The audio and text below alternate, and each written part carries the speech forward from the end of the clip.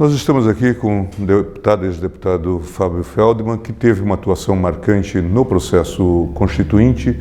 Nós vamos conversar um pouco sobre a vivência naquele período, que foi realmente muito singular, mas especialmente sobre a questão do meio ambiente. Acho que hoje é reconhecido que o Brasil deu passos significativos a partir daquilo que se conseguiu positivar no texto constitucional. E a partir daí tivemos todos os desdobramentos, os debates todos que nós temos, o uso da ação civil pública também para a defesa dos interesses difusos ligados ao meio ambiente, todo esse processo que avançou muito, boa contribuição do judiciário, dos doutrinadores, eu me lembro de Hermann Benjamin, Ada Pellegrini Grinovich, todos esses nomes importantes que contribuíram para uma reflexão na defesa dos interesses difusos, inclusive do meio ambiente. Mas queria que Fábio falasse um pouco sobre essa experiência na Constituinte, o trabalho, as dificuldades, como foi o diálogo para a construção desse capítulo que é considerado marcante. O nosso mestre, professor Canutilho, de Portugal, fala muito nisto, dizendo que a Constituição hoje não tem que ter referências apenas ao Estado de Direito, mas ela tem que ter também referência ao ambiente, à ecologia e tudo mais. Ele faz uma classificação do Estado de Direito como um Estado de Direito amigo do meio ambiente, ou Estado de Direito ambiental. Bom, quer dizer, eu acho que a Constituição de 88 veio num bom momento, inclusive ela foi, de certa maneira, visionária, porque ela foi 87 e 88, e a partir daí explode a questão ambiental no mundo, inclusive com a convocação da Rio 92, que é até hoje considerado o grande marco internacional. Quer dizer, foi a maior reunião já realizada pelas Nações Unidas. E a grande dificuldade na época da Constituinte era demonstrar que esse é um tema que cabe na Constituição. Você tinha alguns poucos exemplos, que é a de Portugal, da Espanha, e acho que a Constituição brasileira avançou muito no capítulo do meio ambiente e outras matérias. Como você colocou, a Lei dos Interesses Difusos é de 85. E ela, na minha opinião, provocou uma grande mudança no direito, porque até então você não tinha como litigar em juízo. Talvez você não saiba, mas eu fui advogado das vítimas da poluição de Cubatão. Sim. E uma das dificuldades... Que é uma das primeiras causas com essa dimensão. Né? E nós, na verdade, não tínhamos como promover a tutela jurisdicional ali. E até tem um dado curioso, que hoje qualquer estudante de direito acharia estranhíssimo. Quando nós fomos registrar a Associação das Vítimas, o oficial do cartório recusou o registro, dizendo que era uma ameaça à segurança do Estado, enfim. Então, acho que nós avançamos muito e, como eu estou dizendo, quer dizer, esse movimento que veio logo depois, ele convalidou, digamos assim, a Constituição brasileira, porque, por exemplo, nós usamos na Constituição a expressão diversidade genética.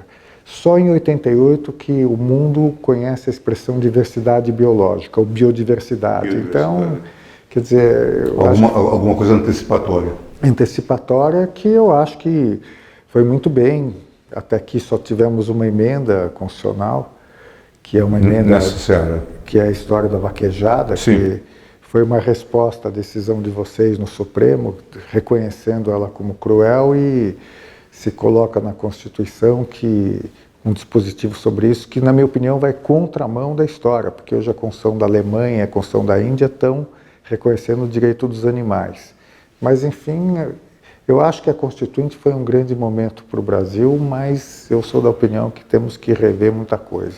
O presidente Sarney até se recordava há algum tempo desse episódio da sanção da lei da ação civil pública.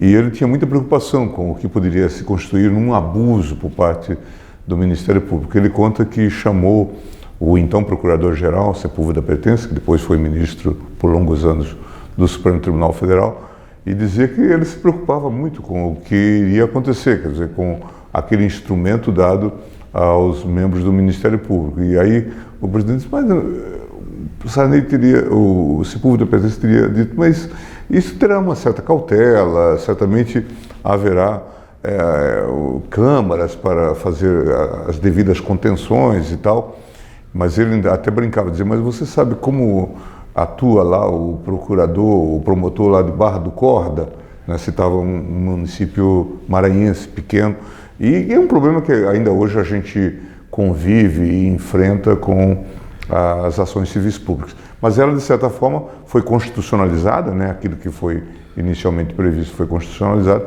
e claro que avançamos muito no que diz respeito não só à proteção do meio ambiente, mas à proteção dos interesses difusos e coletivos como um todo. Eu participei muito da discussão da lei dos interesses difusos, né? E ela abriu o judiciário, isso é inegável. Só que o que aconteceu é que nós imaginávamos um protagonismo maior da sociedade civil que acabou não ocorrendo. Quer dizer, hoje acho que... As associações...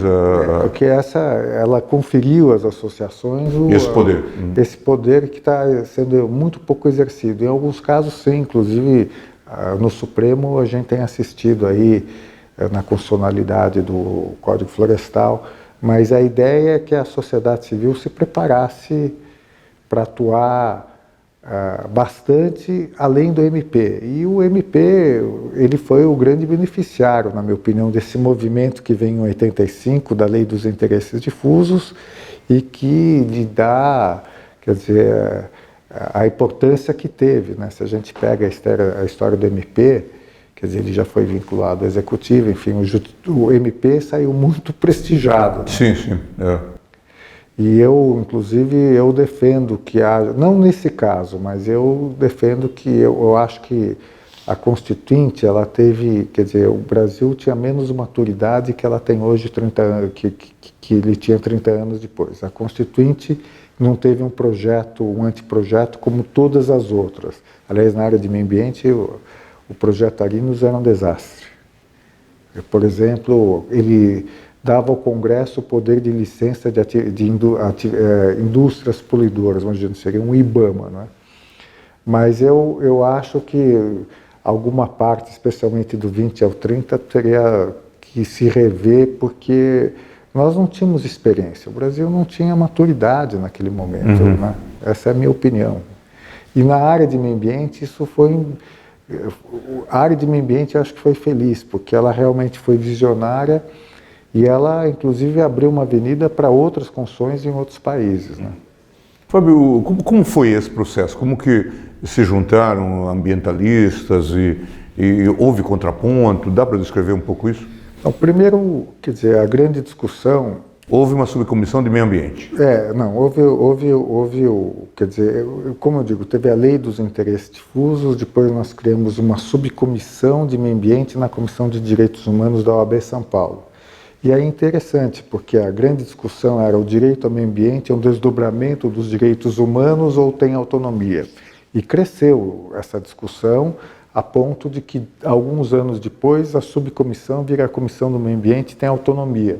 Mas você sabe que no mundo está existindo uma discussão, especialmente em relação à mudança do clima, sobre, quer dizer, se permitir a mudança do clima, se não estaria violentando os direitos humanos e os direitos das futuras gerações. É uma discussão muito nova que está no âmbito das Nações Unidas, algumas ações interessantes, judiciais, né?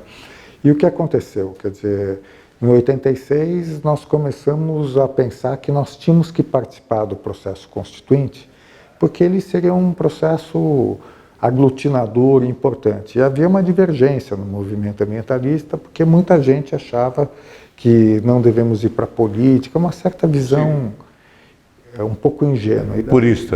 Purista, tanto que eu sou o único candidato que se elegeu com uma plataforma ambientalista.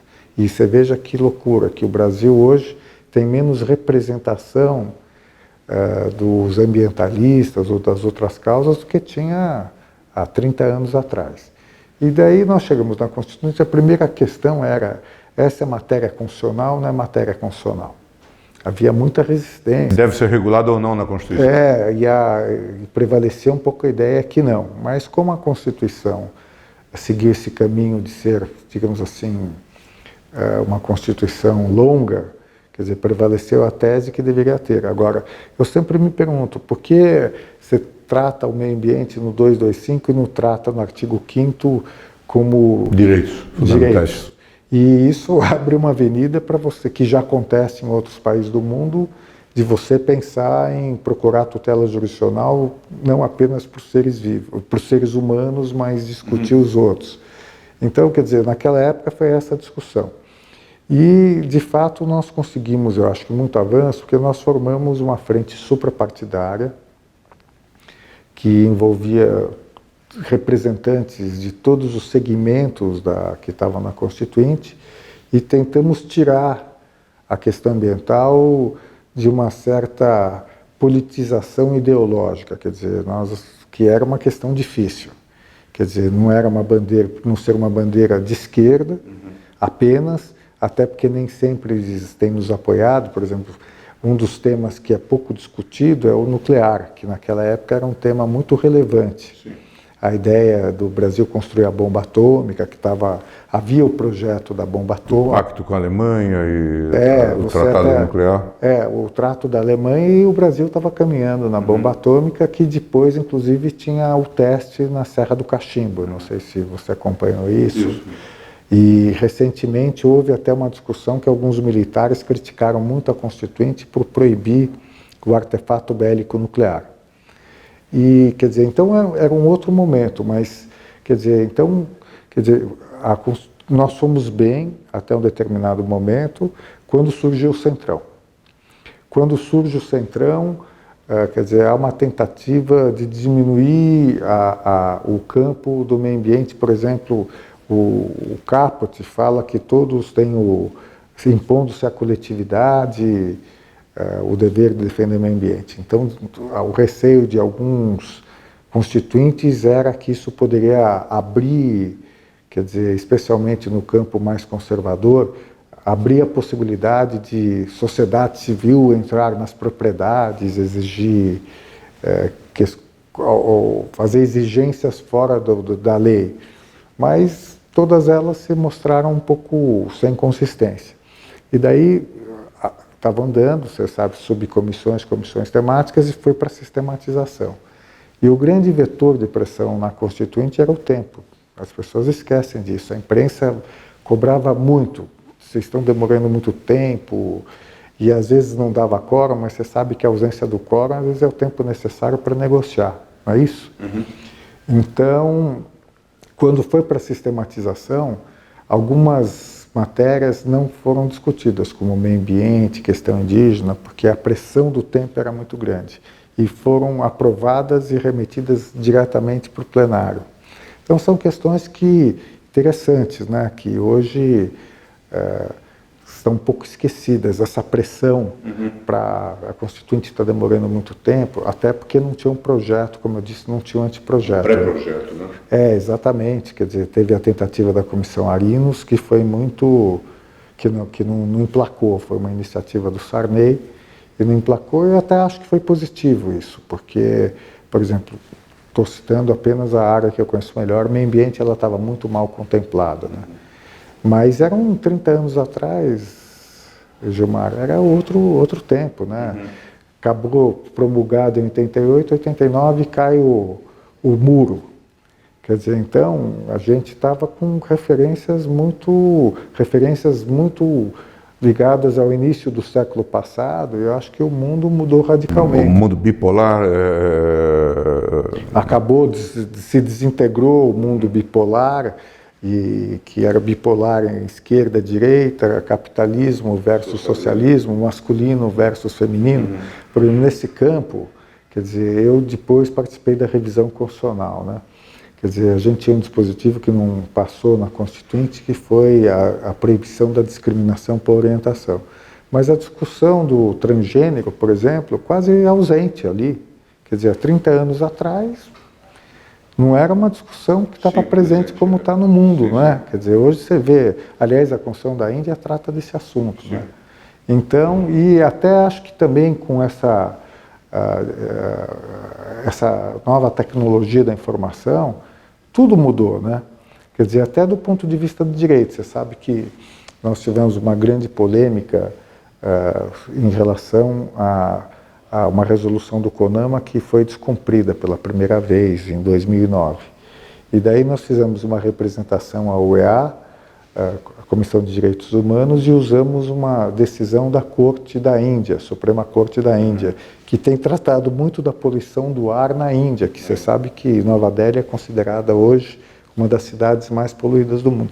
Esse é um mundo novo, né? Sim. Quer dizer, eu estou aqui e posso saber como é que está sendo julgado nos Estados Unidos Sim, a questão claro. de mudança do clima, né?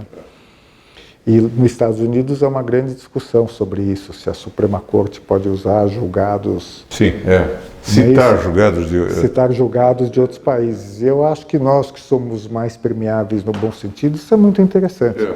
Por exemplo, transgênico, eu participei muito do capítulo do meio ambiente que diz controlar as substâncias e tecnologias que comportam risco à vida, tal.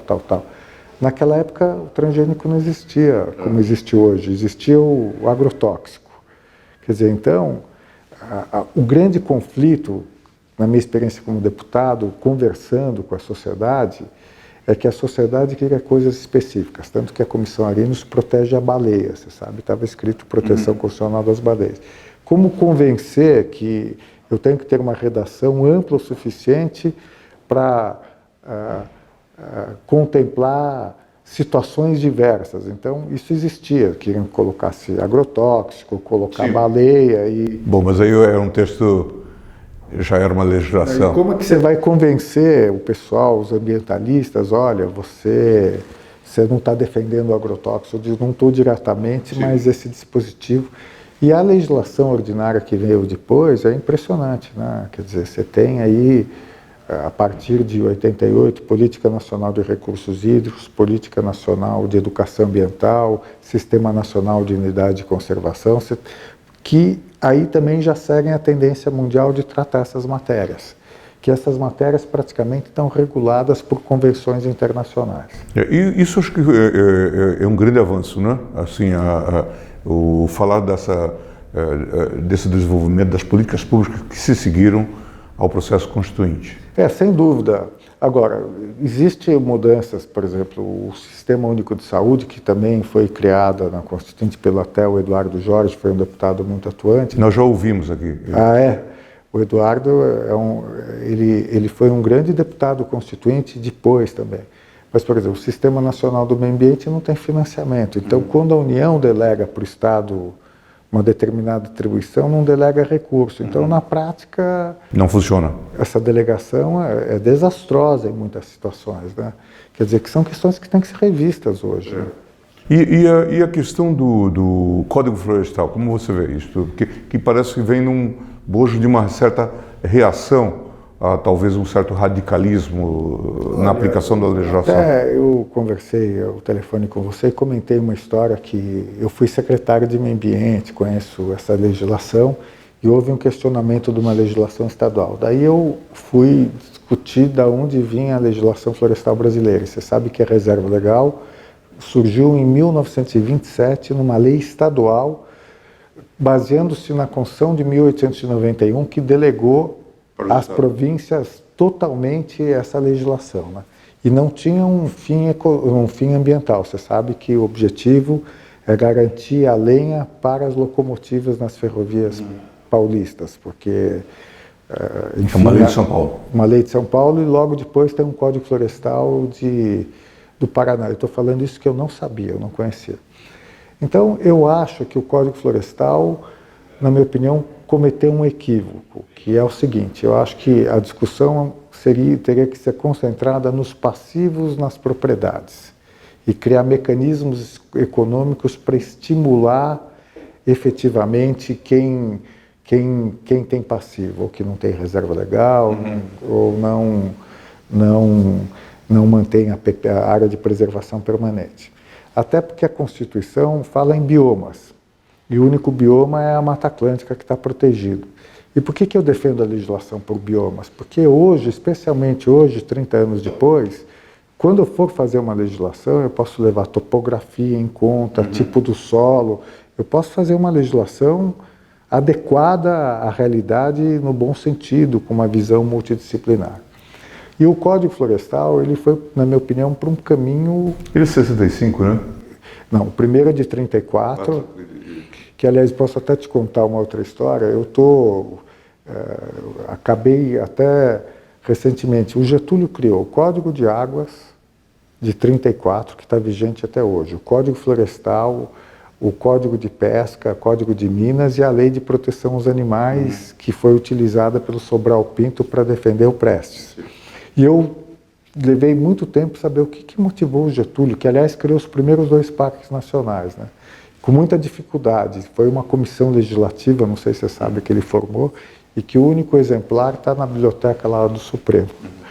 Então, quer dizer, essas questões já vêm. Agora, por que eu defendo, eu tenho muita dúvida da maneira como foi conduzido o Código Florestal? Porque eu acho que teria muito mais sentido o Brasil ter uma legislação por bioma. E eu tenho a dúvida de você ter uma norma única para o país inteiro. Quer dizer, então, digo, a PP é proteção do rio numa faixa horizontal de tantos metros, tal. Eu não sei se essa é a melhor alternativa. Eu acho que, como eu estou dizendo, com um aparato tecnológico, conhecimento científico... Talvez pudesse ter melhor aproveitamento. Uma legislação muito melhor, não é? Quer dizer, ou por bacia hidrográfica e tal. Mas aí talvez venha uma insegurança jurídica muito grande em função da... Eu acho que você tem condições, na minha opinião, hoje, com o conhecimento científico que existe, de fazer leis específicas com as informações em vez de uma norma única para o país. Eu tenho muita dúvida da norma única, porque, como eu estou dizendo, o Pantanal, que depende é condicionado pelo regime hidrológico, quer dizer, vai definir a PP no Pantanal. Como é que você vai definir? Quer dizer, você tem anos em que você tem um volume de água muito maior e tem anos que tem menos. Então, qual é a regra que você vai usar? Então, acho que aí tem um problema nas políticas ambientais, na minha opinião, que é o que a gente chama só comando e controle, e não tem o uso de instrumentos econômicos para estimular o que eu quero. E, por exemplo, aqui em São Paulo, eu não sei se você sabe, mas em São Paulo e outros estados, as ocupações de mananciais estão sendo lideradas pelo crime organizado. Milícia no Rio de Janeiro, quer dizer... Por quê? Porque, na verdade, eu digo que não pode, sem capacidade de exercer o poder de polícia. E esse pessoal descobriu um novo nicho. Você vai lá ocupar terra privada ou pública, aluga para pobre, mas como o pobre entra, a sociedade civil fica constrangida de discutir essa questão, e nós estamos tendo ocupações aqui em São Paulo. Aqui, né? De áreas de mananciais. De áreas de mananciais. Então, eu acho que a gente tinha que partir por uma legislação em que se acoplasse ao que você quer, ou estímulos tributários ou creditícios, para poder, na verdade, garantir a implementação da lei. Porque pensar que o poder de polícia é suficiente num país desse tamanho, você concorda comigo? Na Amazônia, grilagem de terra. Por exemplo, aquilo que eu te falei, a Lei 140 delegou aos estados a gestão da fauna. Liberou a caça no Brasil. Está liberada a caça no Brasil, porque os estados não têm capacidade nenhuma. Então, acho que agora tem que ter um pouco de maturidade e desenhar bem as políticas ambientais, na minha opinião. Eu defendo desde a Constituinte os biomas, que a ideia era essa, União, normas gerais, os estados, e ela tem que ser uma norma nacional, porque, por exemplo, Pantanal, que você conhece melhor do que eu, são 2 estados. E às vezes o problema está na cabeceira, ou até mesmo fora do Pantanal. Então, eu acho que chegou um momento de se trabalhar nisso, e tem um dispositivo da Constituição que diz cabe ao poder público preservar processos ecológicos essenciais, que é muito pouco conhecida, que permitiria você ter uma visão mais ampla. Agora, enfim, tem muita coisa a ser feita e com mais... Quer dizer, eu não defendo abrir mão do comando e controle. Eu acho que ele sozinho ele é ineficaz, insuficiente, né? Estimula a corrupção, né? O fiscal do IBAMA tem um poder de... Licenças e tudo mais. Licença, eu acho que existe que é do licenciamento ambiental. Eu, pessoalmente, acho que não se compreendeu o licenciamento ambiental, que, aliás, não sei se você sabe, ele existe em praticamente todo mundo.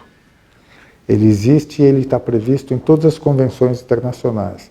É que não se entendeu que o licenciamento ambiental é um processo democrático em que a sociedade participa e ele, na verdade, teria que ser, quer dizer, mais bem recebido pela sociedade, mais bem elucidado pela sociedade e preparo dos órgãos ambientais. Quer dizer, nessa discussão da lei que está tramitando, do projeto de lei que está tramitando, se esquece que 60% do licenciamento é dos estados, não é da União.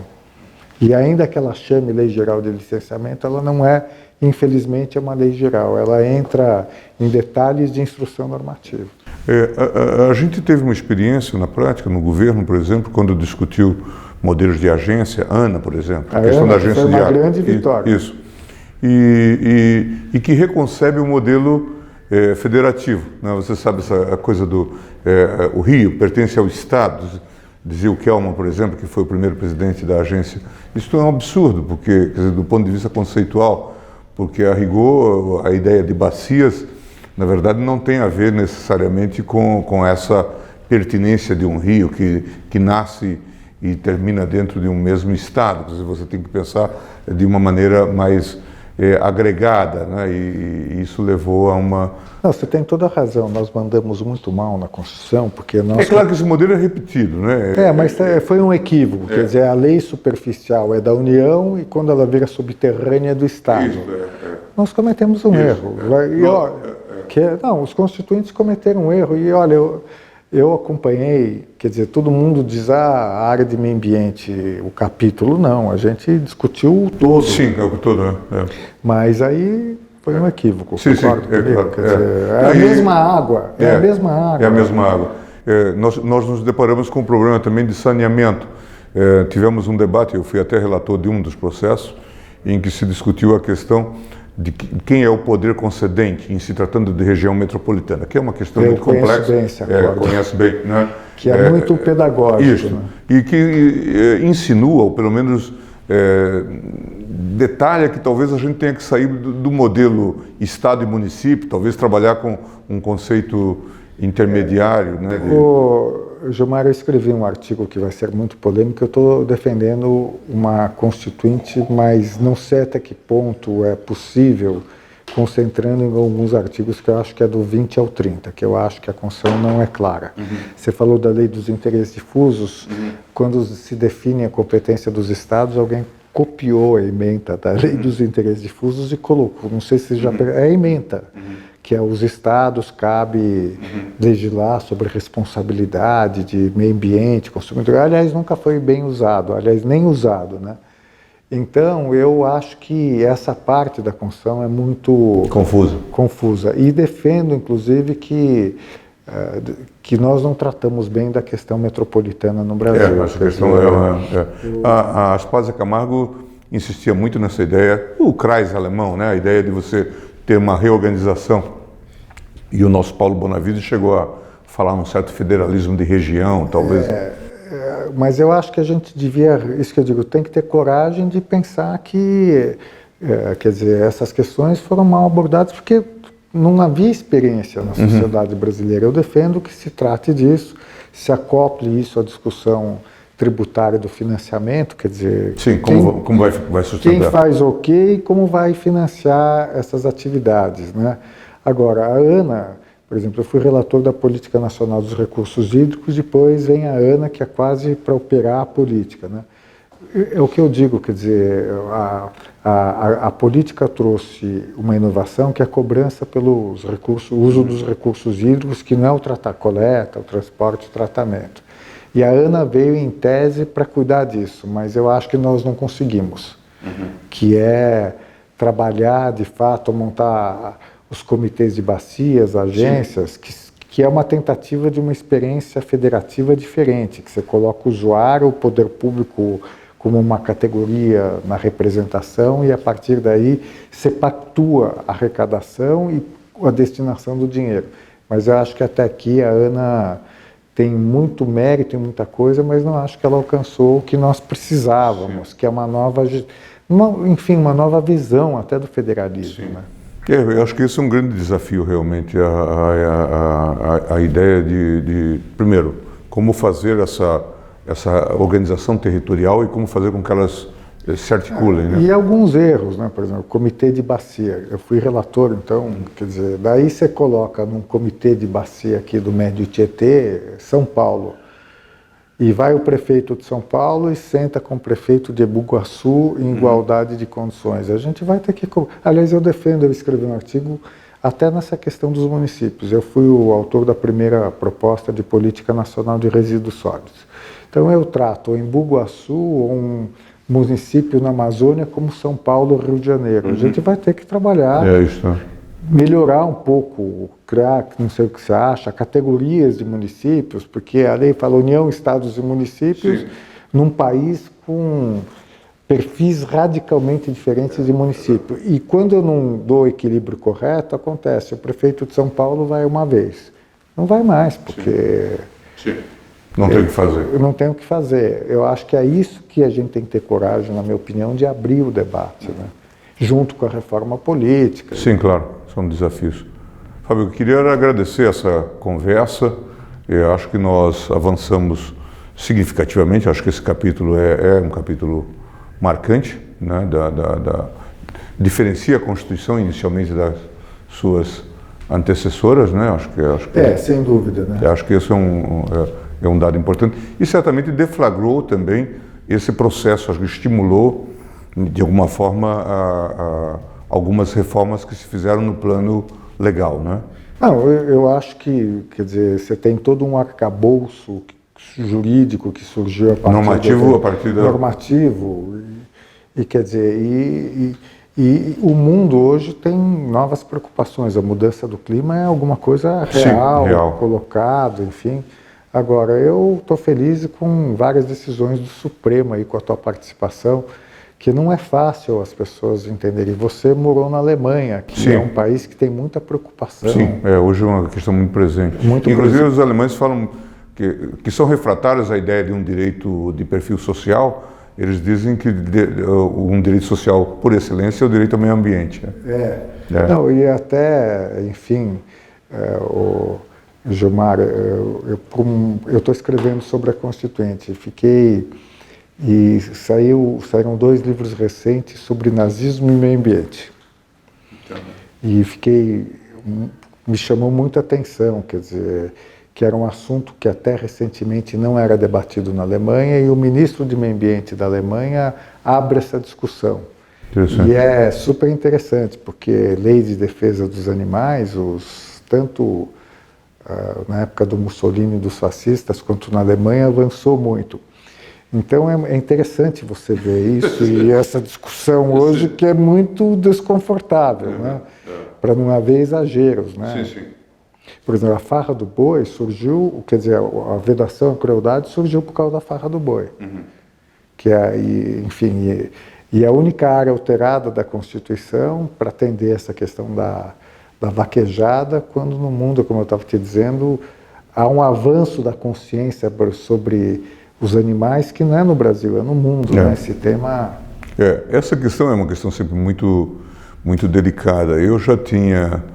Quando votei na questão da vaquejada, eu já tinha feito ponderações aos colegas, porque aqui também nós temos que ter uma antivisão pragmática, não é? De que talvez nós devêssemos estar mais informados e talvez buscar até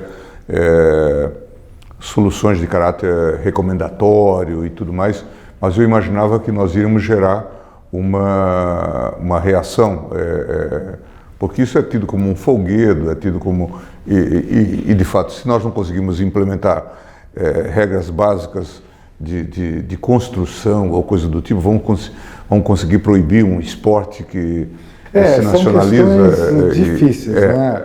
Nós tivemos essa discussão na farra do boi. Isso, e corre o risco da gente criar um tipo de religião laica, né, em que... Agora, o interessante é que eu quero assinalar que é uma discussão no mundo, né?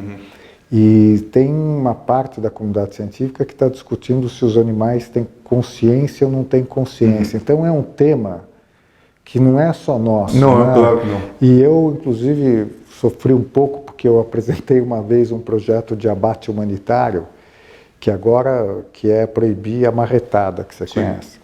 E foi objeto de piada, chacota. A Folha de São Paulo conta a história de que eu queria embebedar o Peru antes do... E agora a União Europeia exige, na exportação de carne, que se siga regras do que chama bem-estar animal. Então, como você falou, a gente vai ter que encontrar um caminho e pensar nesse caminho que são várias etapas sucessivas. A ironia desse caso da vaquejada é que todos os estados praticam esse esporte, especialmente no Nordeste, mas também tem em outras partes do Brasil com outro nome. E o estado do Ceará tentou regular isto. E ao regular deu ensejo a uma ação direta que teve o desfecho que teve. E a reação do Congresso, que eu acho que essa é uma da discussão, a reação do Congresso em função da decisão de vocês, foi, na verdade, a emenda constitucional, que ela admite, ela fala claramente em práticas esportivas como manifestação cultural, e logo em seguida uma lei dizendo a vaquejada é uma manifestação cultural, que até entra numa discussão que eu acho que a própria lei tem que ter uma motivação. Sim. E no Brasil essa discussão, não sei se, né, quer dizer, não é porque é lei que ela tem que estar amparada, mas é um tema interessante, acho que quer dizer, naquela época foi meio muita gente levou como sendo um pouco estapafúrdio, folclórico, colocar no texto a proibição da crueldade. E hoje, como eu estou te dizendo, muitos países no mundo, não só por emendas constitucionais ou legislação, a Suprema Corte. Sabe que a Suprema Corte de Israel considerou a produção do foie gras cruel. Não sei se você sabia dessa decisão. Que Israel era o segundo país do mundo a produzir foie gras para exportação. E a Suprema Corte considerou com aquela história de manter imobilizado o ganso e tal. Quer dizer, são coisas interessantes. Inclusive, quando teve a lei do abate humanitário, a Folha pôs uma matéria de que lado ele fica. Ele que é judeu e ambientalista, ele vai proibir o método kasher. Estou contando que nem sempre é fácil você colocar essas questões sem correr o risco, mas a decisão da Suprema Corte lá foi importante, como eu acho que a decisão de vocês também. A minha dúvida é como é que vai ficar agora dentro da emenda, dentro da emenda constitucional. É verdade, é um debate e também uma decisão de difícil implementação, porque nós sabemos que a proibição da farra do boi na prática não resultou efetivo. Não, e a marretada, você sabe que acho que é 40% da carne vem do abate ilegal, que chama boi quente, que você pega o boi, amarra na árvore e dá-lhe uma marretada. Não sei se você sabia disso. Então permanece. Quer dizer, que é cruel porque às vezes, inclusive, você começa a cortar o animal antes de ele estar totalmente morto. Aí acho que é a sociedade que tem e o consumidor também... Claro, reagir, né? Mas isso depende de uma sociedade também que evolua, né? E que ganhe consciência. Aí é uma outra discussão. Mas, Fábio, queria agradecer. Eu que agradeço. Obrigado, viu?